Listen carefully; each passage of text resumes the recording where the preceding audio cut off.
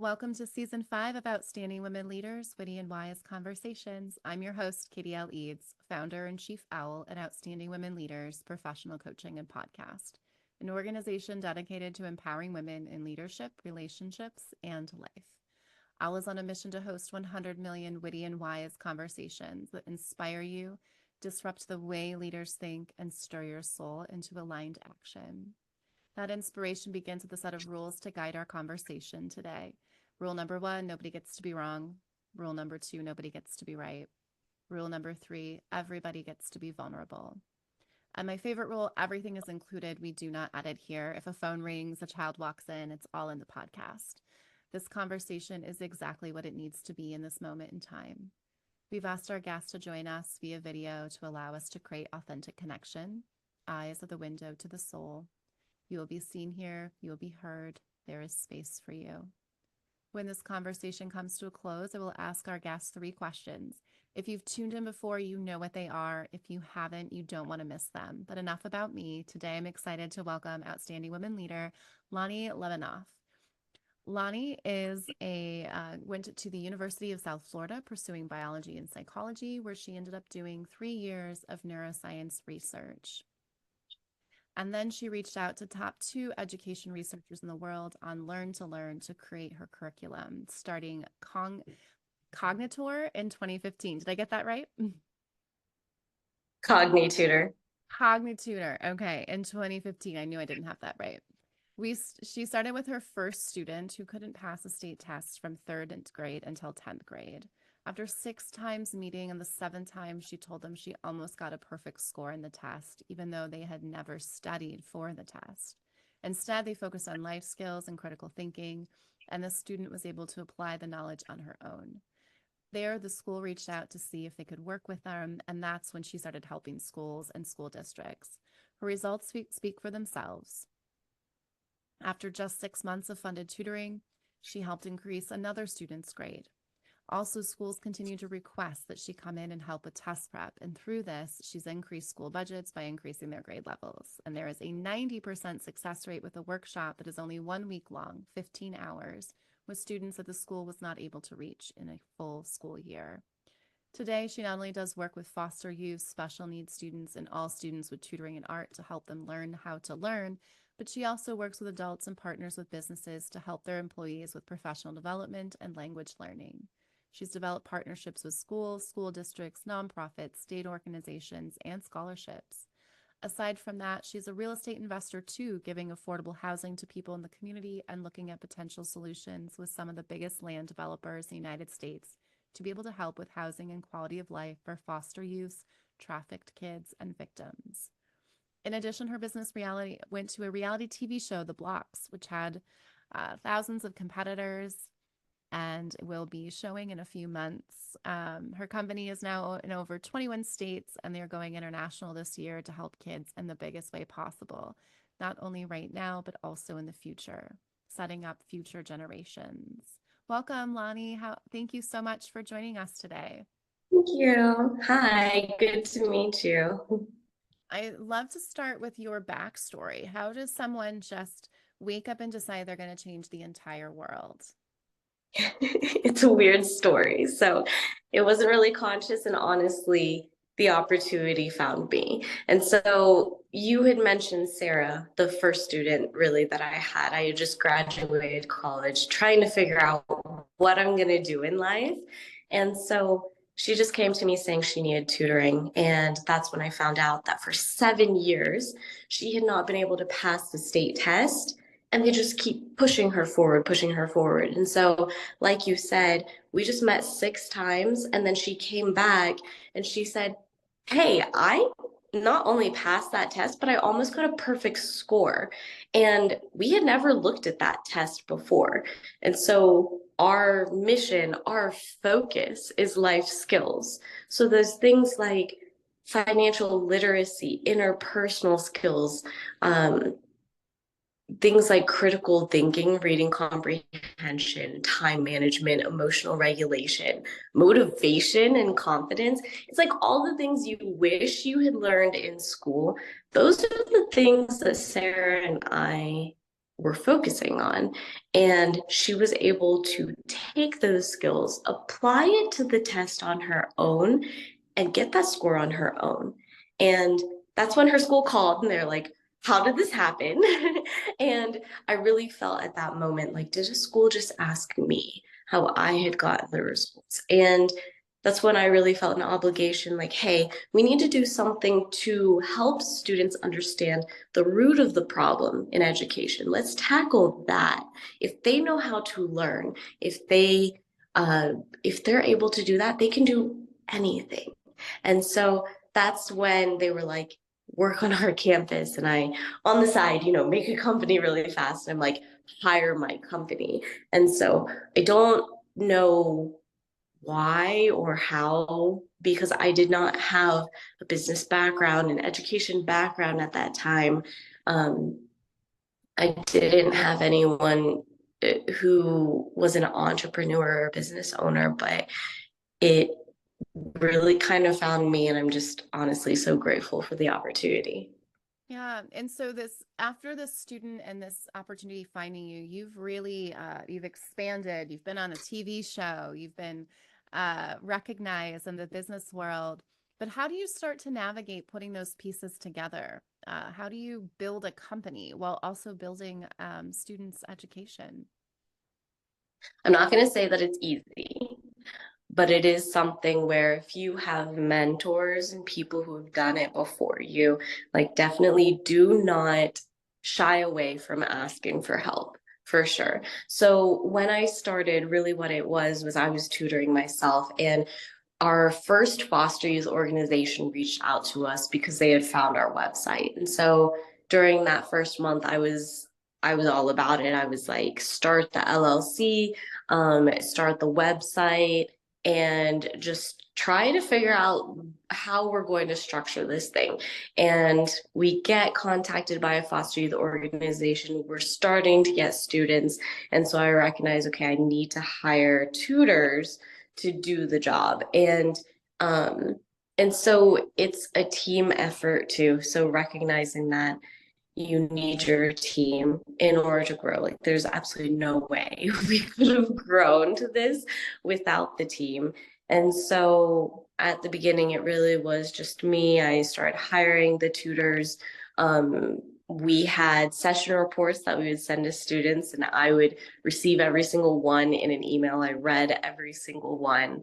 I was willing to do anything. I live in Orlando, and I remember near the beginning, like the first few years, I had a student who was in Miami who, like, she just, so many things had kept happening for her. And I was like, she needs services right now. Like, be willing to do anything. I drove 5 hours to go tutor for 1 hour, and then I drove 5 hours back. And so it's recognizing that we need to do anything that we can for these students. And I think being passionate about what you believe in, being willing to do anything, are some of the most important things in order to start a business. And so I started that way. I started building the team, and the rest is history. Mhm. And tell us a little bit about the students that you're supporting, and also for those that run nonprofits or are working in education, how do they get a hold of you? How do they find you? Yeah, so we work mainly with nonprofits and scholarships for foster youth and special needs. And so, for example, we'll work with the state of Tennessee or Florida. And so the Department of Children's Services or Department of Children's for Families, like depending on which state you're in, will have the funding for foster youth, and they may give that to a nonprofit. And so we work a lot with other organizations, like school districts, anyone who has the funding for the youth and the students. And so, for example, they may give us 50 students, and we'll work with them one-on-one or in a group, in person or online. Honestly, anywhere the student is where we go, because for these students, in a shelter, in a school, in a group home, in a public location, wherever it is. We need to meet the student where they are. And so we work with all students, really, but I really, really focus on foster youth and special needs because they especially, we want them to be able to be independent and empower them, right? And so, especially foster youth, by the age of 18, if you look at the statistics, it's not great. Like, really, by the age of 18, they're ending up in jail or they may get killed. And that just means we didn't do everything we could for them. And so just wanting to give them that opportunity so that they can succeed in life, that's really what we're focusing on. And tell us a little bit about some of those results that you've gotten to see. You've been around since 2015. I bet you have some amazing stories of how people are doing now. Yeah, one of my students, Darius, is one of my favorite stories that I think of. He is in Jacksonville, Florida. At the time, he was in third grade. He was 3 grade levels behind, and his guardian, his parent, came to me, which was really his grandmother because he was a foster youth. She just let me know, hey, he he's really behind. Please help him. Even his teachers have given up on him, and he had different learning disabilities. His mother had been drinking alcohol while she was pregnant with him. Just a lot of different things with him. And so we worked with him for only 6 months, just meeting once a week. And at the end of those 6 months, he had grown 2 grade levels, which is incredible. I was so proud of him. But that really shows you the potential that these kids have. The youngest billionaire I know is 33. He's a foster youth. They have this potential, and we just want to give them that opportunity to succeed. And you, we really have no idea the impact because we're told all the time, you're saving lives. You're not just changing lives, you're saving lives. And to affect one life by just that much, not only affects their life, but it affects other lives that they touch too.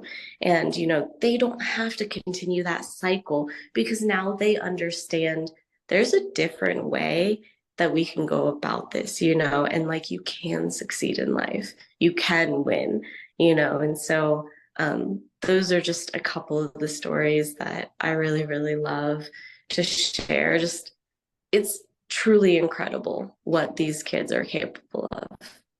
Hmm.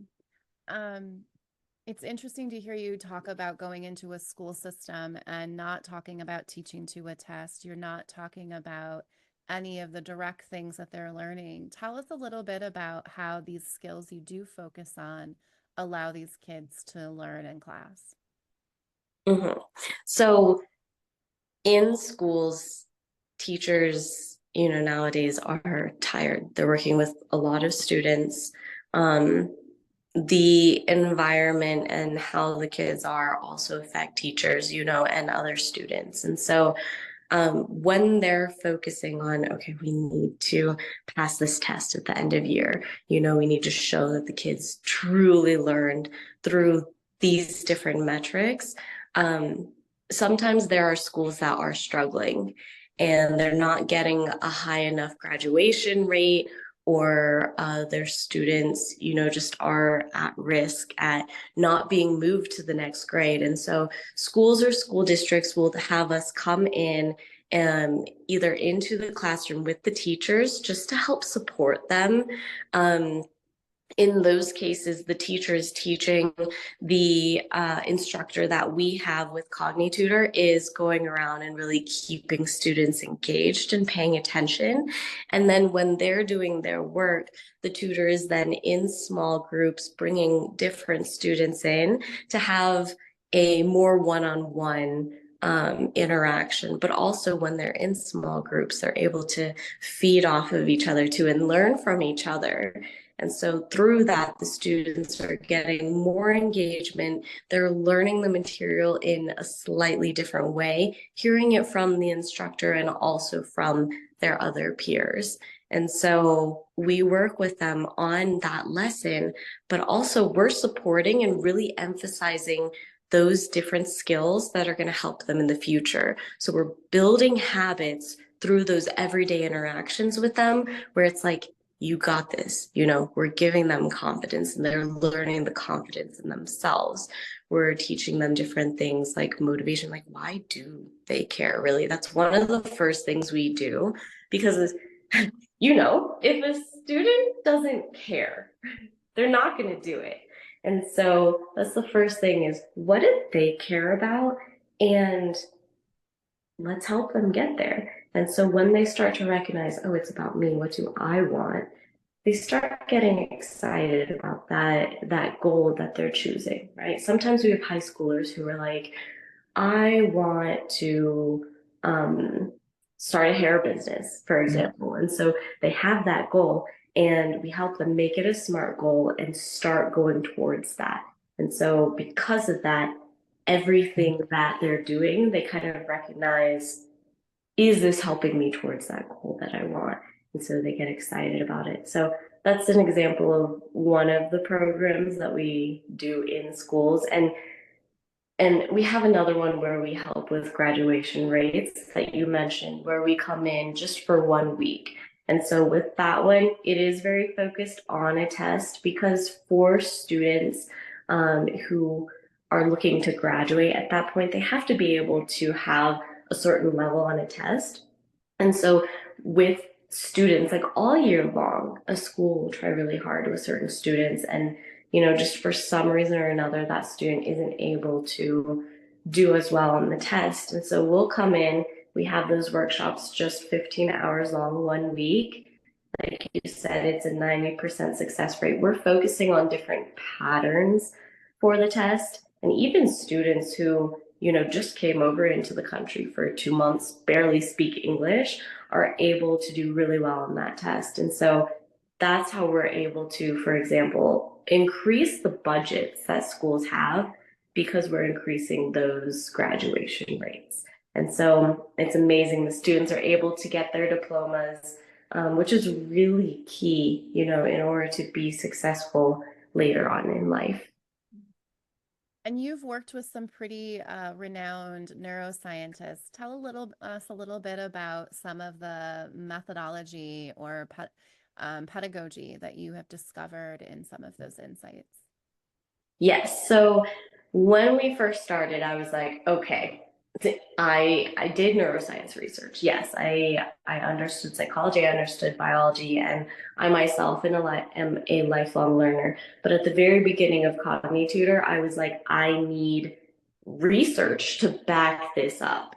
Because to me, if we're giving services to kids, I need to know they're going to work. And so everything is based on, the latest education research. And so at that point, I'm like, okay, the main problem in education, we need to help students learn how to learn. So I started researching everywhere. So Dr. Hattie, Barbara, two different scientists that I had found around the world. I was reading a lot of their research. I reached out to them specifically. I met up with Barbara. We went through some of the material. We talked a lot with Dr. Hattie.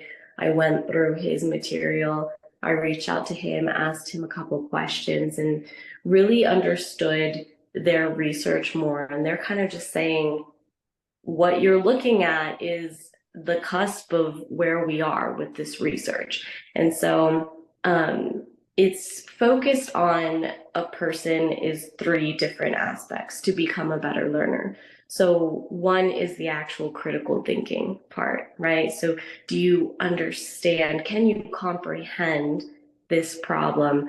Do you have the problem solving skills in order to solve this problem? And so the second one that we really work on is the metacognitive. So it's like everything like around the actual thinking. So do you understand how you learn best? Can you set up your environment to be conducive to learning? Do you know how to manage your time? Do you know memory strategies? And so it's like all of the different tools that can help you learn. And then the third thing is effective. So that's how motivated the student is. And so, for example, we have students who are brilliant, absolutely brilliant, but they have no motivation. And so that's why it's the third aspect, because you need all three. And so we, through our curriculum, tackle all three aspects to really give students all of the different skills that they need to succeed in school, in their job, in the future, and even interpersonally too, like with their families and their relationships. And so through that beginning, kind of reaching out and really digging deep into the research is how we developed our own curriculum. I love hearing that it took a lot of research to do just what my mom instinctively knew when she was raising what would become a 40-year-old diagnosed ADHD, which I should share my blog with you. I think you'd enjoy it. What do you think holds schools back from being able to understand these three things and how to implement them in an effective way? I think that schools are doing everything, that they can. I don't think anybody anywhere honestly is ever thinking, "Oh, I'm just going to like not do a great job." I think schools are doing what they possibly can, but there's only so much that you can do with so much time and, if you have so many students.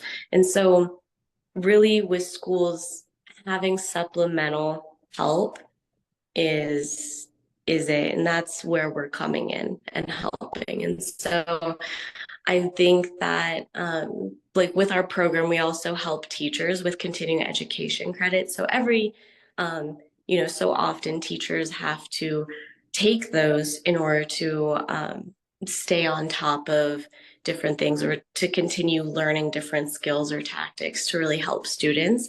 And so we also offer this curriculum to teachers so that they can foster these skills in their students, and through that, it helps make them more independent, making their classrooms more effective, making the students like excited, engaged, and more independent so that when they learn something, they're able to work on it more.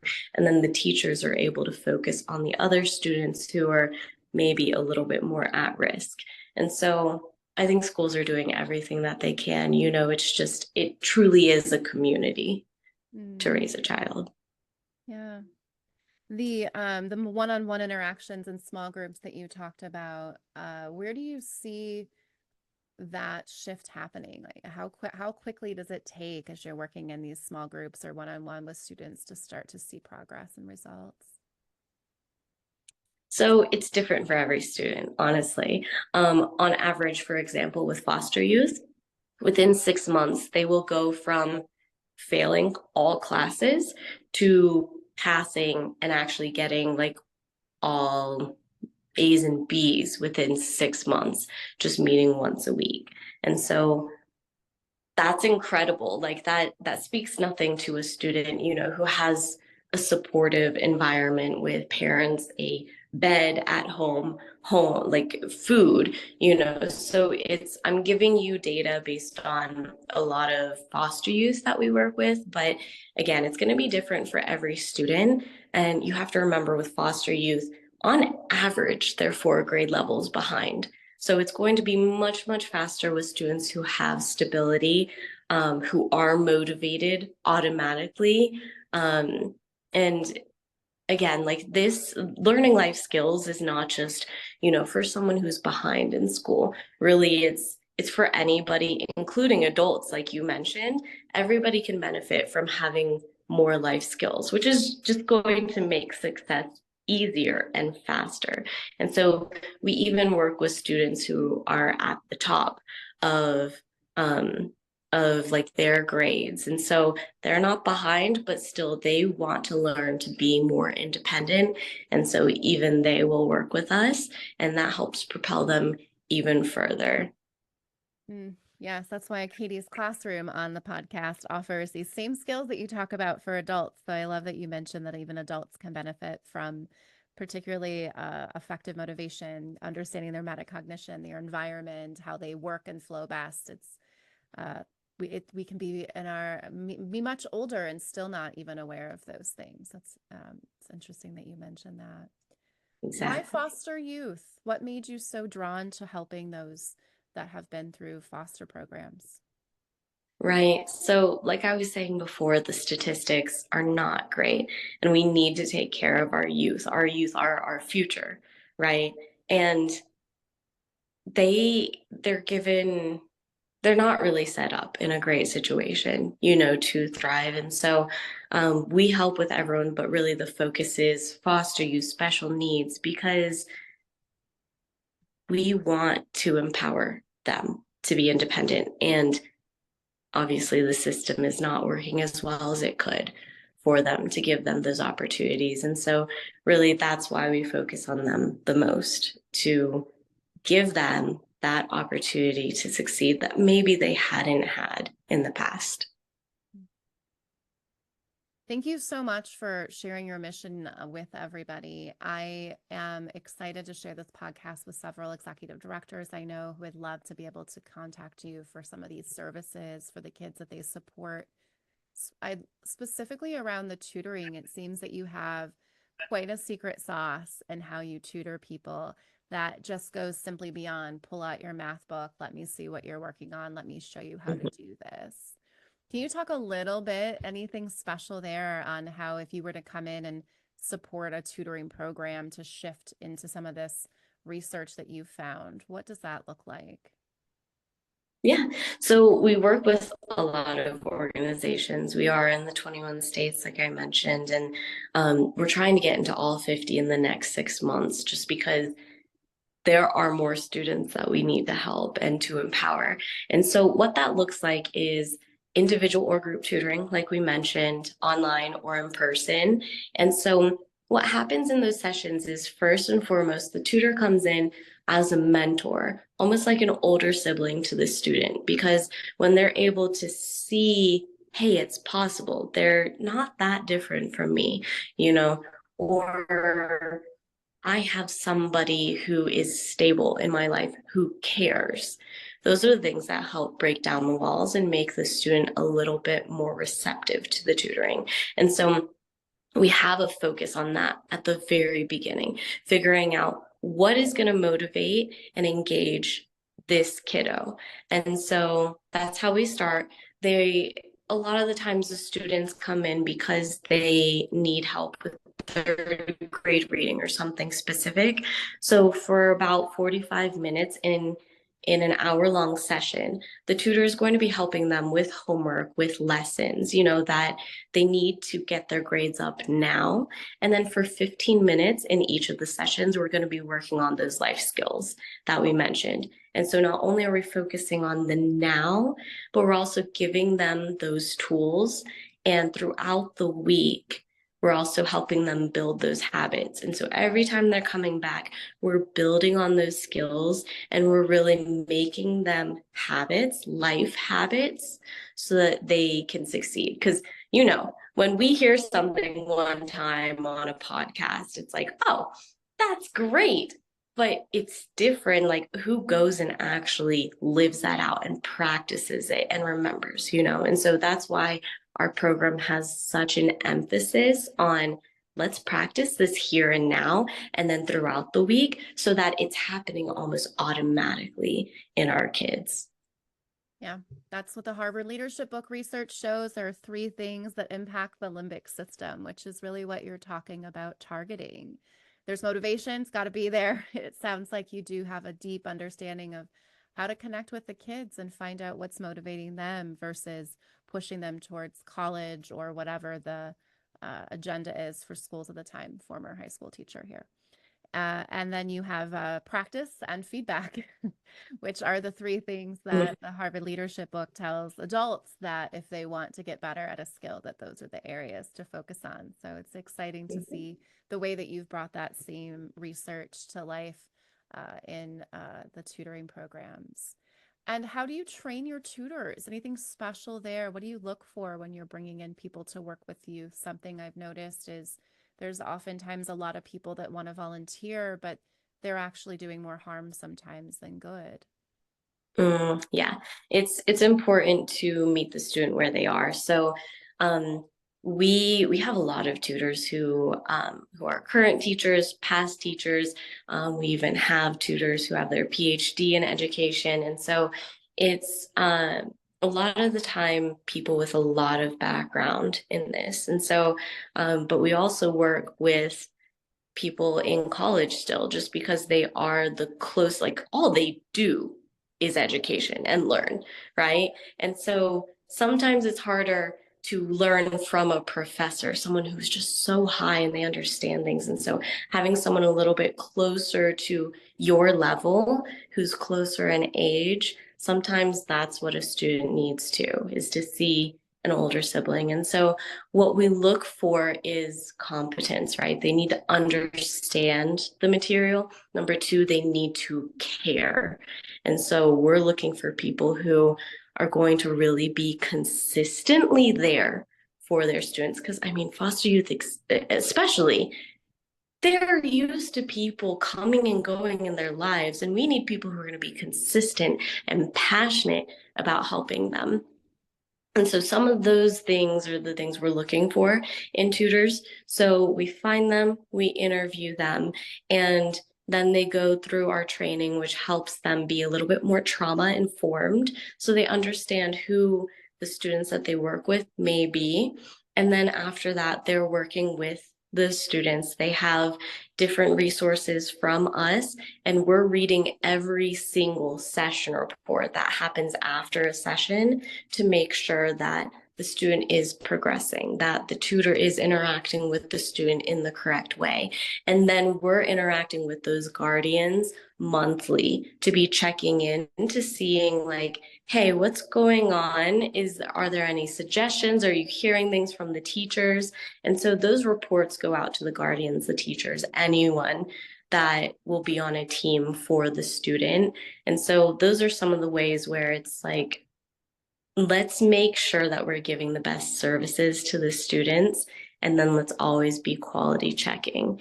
And so, students are so different. They need different things, and we're very big on individualizing it for the student. And so if we find, okay, this is not working for them, then we alter that, or we find someone, an instructor who can help with that need that the student has. Mm. Thank you so much for sharing your mission with us today. As we wrap up, I'm going to ask those 3 questions that people have been waiting to hear. But before I do, where can people find you, connect with you? Anyone that wants to donate and support your program, where can they find that information? Yeah, so if they want to donate or even take one of the courses, they could look up at cognitutor.com. And so there is beeping that is going on, and I'm not sure why.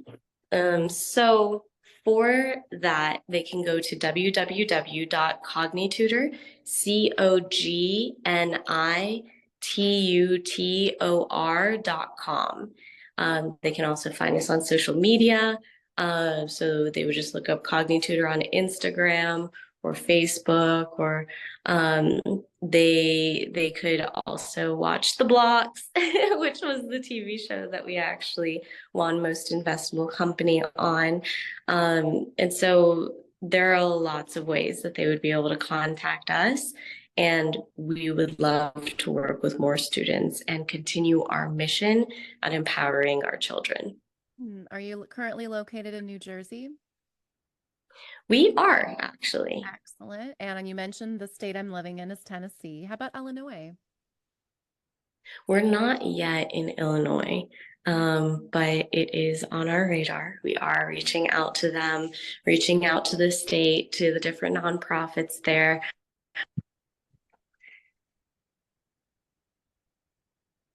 Great. Well, perhaps while I'm home next week and they dedicate a statue to my great grandfather for being the superintendent there, we can see if we can bring you to Illinois.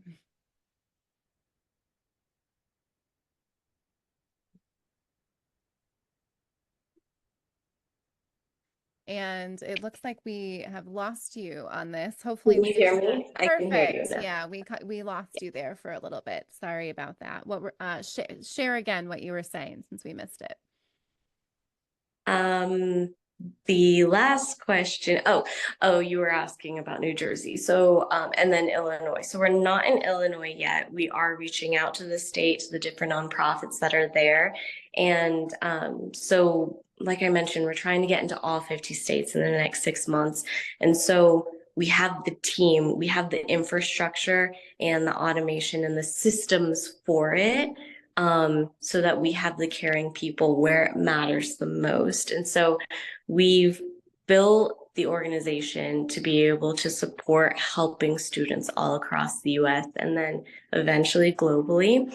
And so in Illinois, we're not there yet, but we could, if we had a partnership or a contract with an organization there to help the kids, we would be able to form that and get started very quickly. All right. Loni, what is your superpower? So I have some that have really helped with this. I think persistence is one of them. Like I just don't stop. I don't stop. Like it's no matter what, we will succeed. And I will not, I will take a failure as a learning opportunity and I will just keep going. I don't take no as an answer. Another superpower that I have is pattern recognition. And so that has helped a lot with the curriculum, with finding, okay, this works better than this, and learning from other organizations and other leaders very quickly. So I think those two have really, really helped with how we've grown and been able to push the mission forward. And what's your purpose? My purpose is, at least for right now, it is so strong in order to help youth. And so I'm a lifelong learner. I want to be able to perpetuate that mission throughout our youth across the world. Um, Overall, my mission really is to experience as much as I possibly can. And so right now, I'm really experiencing the building up of an organization and helping not only our kids, but their families, our thousands of tutors, our leadership team, all of those who are in the organizations that we partner with too, really making a huge impact there. Um, and in the future, my mission can be presented in different ways where I'm being seen in a different way. I'm experiencing something different and I'm helping show people that, this other thing is possible. So I have a couple of different ideas of what's going to be happening next. But right now the mission is the youth. Oh, well, that gets me right to my last question then, which is what's next for you? What's next is the growth into the 50 states and then globally. And so, really developing our team and our leaders to continue to help and empower more students. And so, we have our online courses that we will be sending out so that students all over the world will be able to learn these skills. We have our community centers we're working with. We're going to work with more businesses to help empower employees and adults. And so we have lots of exciting things that are coming up that are going to help so, so many people. And so that's what's next. And I'm so excited to see what's going to happen. That's amazing. We look forward to following your journey here at Outstanding Women Leaders and having you back on another season as you start to venture into your 50 states and global. So thank you so much. I always like to give our guests the last word, last thing you'd like to leave our audience with today. What I'm going to say is do not be afraid of failure. It is a way to learn. And I want to encourage everyone fail fast and fail frequently because that's the way that you're going to go from being a beginner to really an expert in the thing that you're trying to learn. And so don't be afraid of that and go all in because this is your life and you want to do all that you possibly can and that you want in this life.